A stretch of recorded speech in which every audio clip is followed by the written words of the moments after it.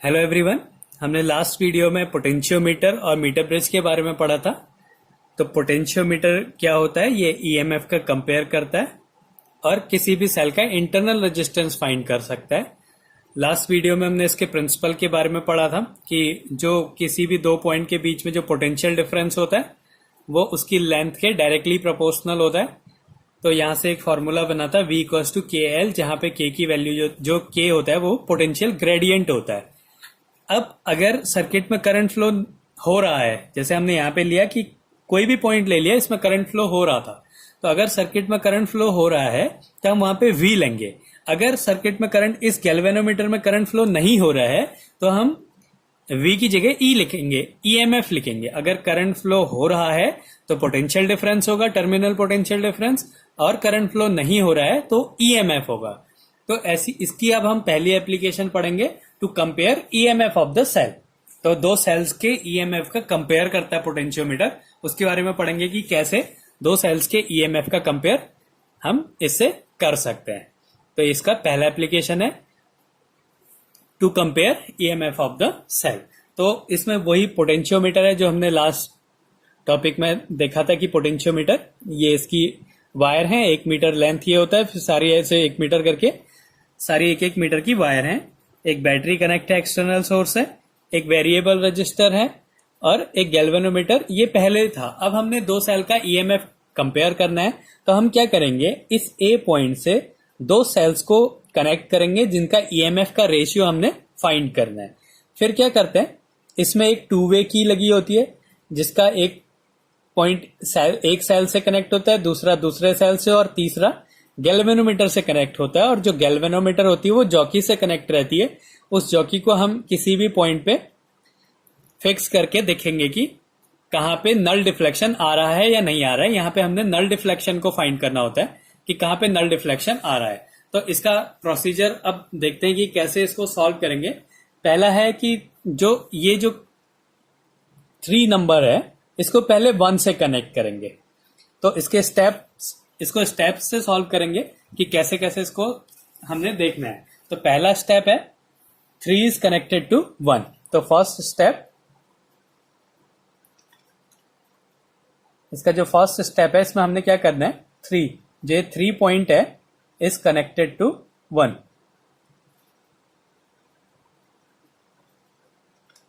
Is connected to 1। फिर क्या करेंगे, इसको इससे कनेक्ट करेंगे, फिर इस जॉकी को इधर उधर स्लाइड करेंगे और ऐसा पॉइंट ढूंढेंगे जहां पे कोई गैल्वेनोमीटर में कोई डिफ्लेक्शन नहीं मिल रहा है, और माना कि वो पॉइंट J1 है जिसमें गैल्वेनोमीटर में कोई डिफ्लेक्शन नहीं मिल रहा है। एंड अब ये तो हो गया फर्स्ट स्टेप। फिर सेकंड स्टेप में क्या करना है, हमें नल डिफ्लेक्शन ढूंढना होगा।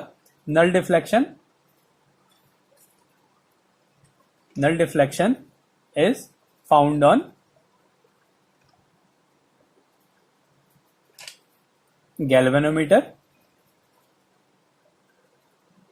Null deflection is found on galvanometer at point J1। जो पॉइंट J1 है इस पे हमने नल डिफ्लेक्शन निकाला। अब माना कि जो A पॉइंट से J1 की जो डिस्टेंस है वो L1 है। E1 के लिए जो ये टोटल डिस्टेंस है हमें पता होगा, 100 मीटर ये हो गई, फिर 100 ये हो गई, 200, 300, और यहां से कुछ डिस्टेंस ये होगा, तो 300 प्लस ये डिस्टेंस, इसको मान लिया हमने L1 माना। तो जो नल पॉइंट मिला है हमें J1 पॉइंट पे मिला है, तो ये जो टोटल डिस्टेंस हो गई AJ1, ये माना हमने L1 है। तो अब नल डिफ्लेक्शन मिला है, मतलब सर्किट में करंट फ्लो नहीं हो रहा है, तो वही प्रिंसिपल हम यूज करेंगे कि जो पोटेंशियल डिफरेंस होता है वो उसकी लेंथ के डायरेक्टली प्रोपोर्शनल होता है और V इक्वल्स टू KL होता है। तो सर्किट में करंट फ्लो नहीं हो रहा है तो हम V की जगह E लिखेंगे। तो ये हो जाएगा E1 पहले वाले सेल के लिए, E1 इक्वल्स टू KL1। ये एक इक्वेशन हो गई। ऐसे ही फिर हम क्या करेंगे, इसका थर्ड स्टेप, अब हम क्या करेंगे कि ये जो 3 है इसको 2 से कनेक्ट करेंगे, इसको इन दोनों को आपस में कनेक्ट करेंगे। तो थर्ड स्टेप में क्या करना है हमें, 3 is connected to 2, connected to 2। तो हमने पहले इन दोनों को कनेक्ट करा था, फिर इसको हटा दिया, अब इन दोनों को कनेक्ट करा। फिर क्या करते हैं अगले में कि गैल्वेनोमीटर में नल डिफ्लेक्शन निकालते हैं कि कौन सा पॉइंट है जहां पे गैल्वेनोमीटर में कोई भी डिफ्लेक्शन ना हो। माना वो जो है पॉइंट वो J2 है, तो फिर हमने क्या करा इसमें, null deflection is found on galvanometer at point J2। Null deflection is found on galvanometer at point J2। तो माना कि जो J2 पॉइंट है वहां पे नल डिफ्लेक्शन मिल रहा है, तो फिर ये जो डिस्टेंस है AJ2 इसको माना हमने L2 है, तो इससे क्या मिला, AJ2 इक्वल्स टू L2। अब फिर से इसमें गैल्वेनोमीटर में कोई करंट फ्लो नहीं हो रहा है, तो यहां पे क्या हो जाएगा, जो उसका EMF होगा, सेल कौन सा है, सेकेंड सेल है, तो वो उसकी लेंथ के डायरेक्टली प्रोपोर्शनल होगा और कांस्टेंट पोटेंशियल ग्रेडियंट आ जाएगा, तो E2 इक्वल्स टू KL2 आ गया। ये इक्वेशन नंबर सेकेंड हो गई। करा क्या, पहले इस गैल्वेनोमीटर को 1 से कनेक्ट करा, मतलब E1 से कनेक्ट करा, नल डिफ्लेक्शन मिला, तो इसके प्रिंसिपल से क्या हो गया, E1 इक्वल्स टू KL1। ऐसे ही फिर इस गैल्वेनोमीटर को E2 से कनेक्ट करा, फिर से नल डिफ्लेक्शन देखा और E2 की वैल्यू आ गई KL2। अब हमने क्या कर देना है, इन दोनों को डिवाइड कर देना है, तो 1/2 कर दिया, तो क्या मिला, E1 upon E2 equals to KL1 upon KL2। तो इससे मिल गया E1 upon E2 equals to L1 upon L2।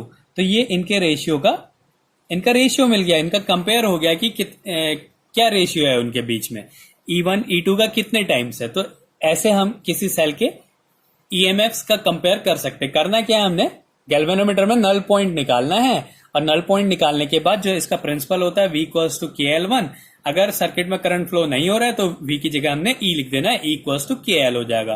पहले वाले सेल के लिए L1 डिफ्लेक्शन, L1 पॉइंट पे आ रहा है, L1 डिस्टेंस पे आ रहा है और उसका EMF E1 है। दूसरे वाले के लिए L2 डिस्टेंस पे आ रहा है और उसका EMF E2 है। इसको डिवाइड कर दिया, ये कैंसिल हो गया, तो E1 upon E2 equals to L1 upon L2 आ गया। तो ये इसकी पहली एप्लीकेशन है, to compare EMF of cell.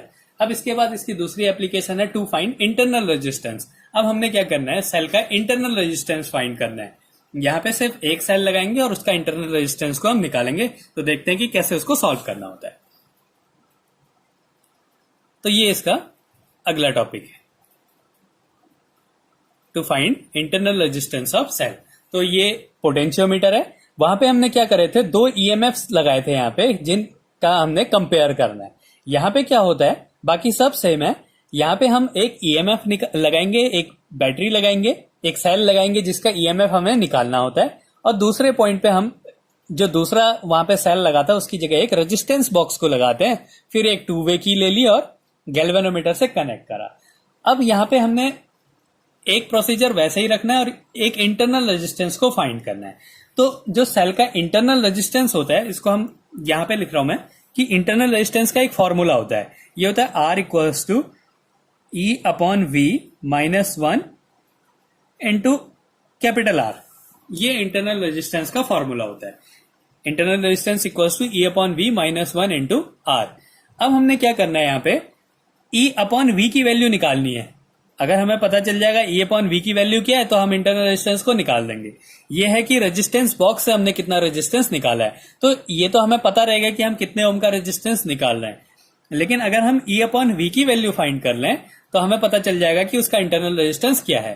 तो E कैसे निकालते हैं, जैसे पहले वाले केस में हमने निकाला था, तो उसमें क्या करा कि पहले 3 को 1 से कनेक्ट कर दो, ये EMF यहां पे लगाए, तो 3 को 1 से कनेक्ट करा, गैल्वेनोमीटर में डिफ्लेक्शन देखा, माना वो पॉइंट J1 है जहां पे कोई डिफ्लेक्शन नहीं आ रहा है, तो फिर हम क्या लिखेंगे, E1 equals to E equals to KL, माना इसकी लेंथ L1 है तो KL1 आ जाएगा। तो इसको लिख देता हूं। इसका जो फर्स्ट स्टेप है, इसमें क्या करना है हमें, 3 is connected to 1, 3 is connected to 1, 3 को पहले हमने 1 से कनेक्ट करा, फिर उसके बाद हम क्या करते हैं, नल डिफ्लेक्शन निकालते हैं। तो second step, null deflection is found on galvanometer at point J1। null deflection is found on galvanometer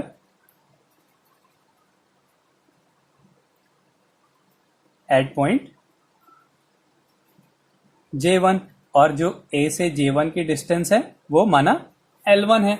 तो इसका प्रिंसिपल क्या कहता है कि V इक्वल्स टू KL होता है।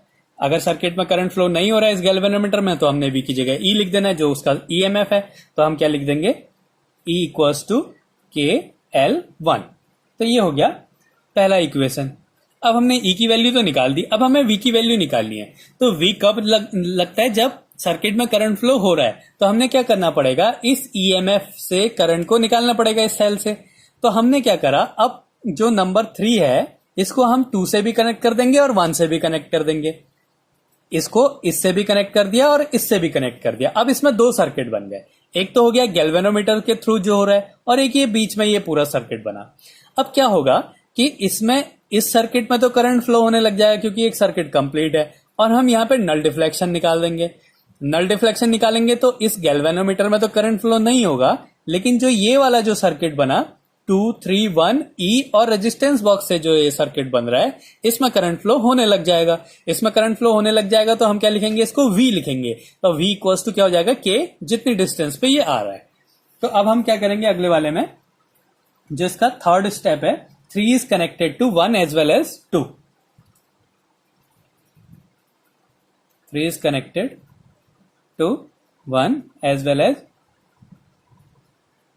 2। तो हमने क्या करा, ये इसको रेजिस्टेंस बॉक्स से भी कनेक्ट कर दिया और EMF से भी कनेक्ट कर दिया। फिर हमने क्या करा, इसमें जीरो डिफ्लेक्शन निकाला। Zero deflection is found on galvanometer at point J2। अब इसमें करंट फ्लो नहीं हो रहा है तो प्रिंसिपल तो यही लगेगा, V इक्वल्स टू KL1। इससे पहले क्या होता था, जो सेल हम यूज कर रहे हैं उससे करंट फ्लो नहीं होता था, तो हम वहां पे लिख देते थे E। लेकिन अब इस एक सर्किट के होने के कारण इसमें से करंट फ्लो होने लग जाएगा, तो हम E की जगह क्या लिखेंगे, V लिखेंगे। तो और हमें क्या मिला, यहां से AJ2 इक्वल्स टू माना L2 है। तो इसके प्रिंसिपल से क्या मिला हमें, V इक्वल्स टू KL2। क्योंकि सर्किट में करंट फ्लो हो रहा है इसलिए हमने यहाँ पे E की जगह V लिखा। तो अब इनको डिवाइड कर देते हैं, 1/2 अगर हम कर दें तो क्या मिलेगा, E/V इक्वल्स टू KL1/KL2। तो इधर से E/V की वैल्यू आ गई L1/L2। अब उससे पहले हमने यहां से एक रेजिस्टेंस को निकाला होगा, तो हमें पता होगा कि हमने कितने ओम का रेजिस्टेंस निकालना है। तो हम इस इक्वेशन में ये वैल्यू पुट कर देते हैं। तो R का फॉर्मूला होता है E/V -1 इंटू कैपिटल R। तो E/V की वैल्यू पुट कर देते हैं, ये है L1/L2 -1 इंटू R। तो इस तरीके से हम किसी सेल का इंटरनल रेजिस्टेंस निकाल सकते हैं। तो पहला वाला तो वैसे ही है कि जो गैल्वेनोमीटर है उसको सेल से कनेक्ट करो, नल डिफ्लेक्शन निकालो, और वहां पे क्या हो जाएगा, इक्वल्स टू KL1 हो जाएगा। लेकिन इंटरनल रेजिस्टेंस के फॉर्मूले में टर्मिनल पोटेंशियल डिफरेंस भी आता है, इसलिए हमने क्या करना पड़ा, सर्किट से करंट फ्लो करवाना पड़ा। सर्किट से करंट फ्लो कराने के लिए हमने एक रेजिस्टेंस बॉक्स लगाया और एक ऐसा सर्किट बना दिया जिसमें करंट फ्लो हो लेकिन गैल्वेनोमीटर में करंट फ्लो ना हो। यहाँ पे हमने नल डिफ्लेक्शन निकाल दिया। तो इस सर्किट में करंट फ्लो होने के कारण हमने इस E की जगह V लिख दिया और V इक्वल्स टू KL2 हो गया। फिर डिवाइड करके इसी फॉर्मूले में पुट कर दिया।